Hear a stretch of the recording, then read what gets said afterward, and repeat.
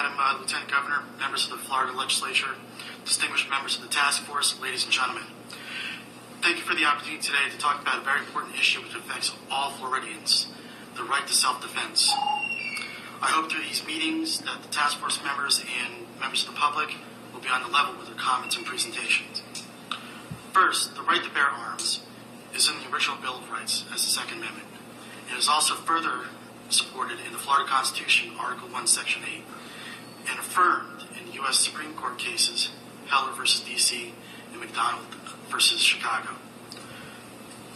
Standing your ground and self-defense are two distinct issues. Self-defense is a component of standing your ground. Standing your ground is a scenario in which force is met by a perpetrator of violent crime to a victim of violent crime. And there's areas in which that victim can retreat. However, in real-life situations, that means of retreat is theoretical because the situation happens so fast that one has to make split-second decisions to defend their life or defend another's life. I want to talk specifically about Statute 776.032, the immunity to criminal and civil prosecution. Some people in this room may have the feeling that law enforcement is incompetent in making the determination whether or not self-defense is substantiated. I, on the other hand, have confidence in law enforcement that they can make that differentiation with the advice of the State Attorney's Office. But we need to protect the victims of violent crime so that unlawful detentions and unlawful arrests do not occur.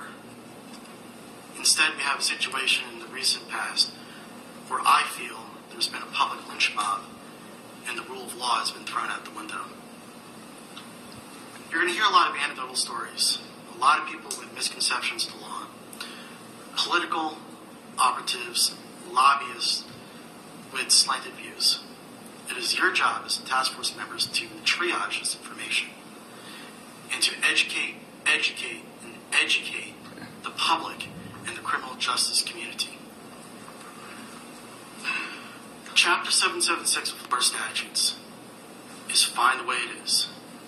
What we need to do is learn the law and apply it correctly, so that way the intent of the legislature to protect citizens and law enforcement officers from wrongful prosecutions.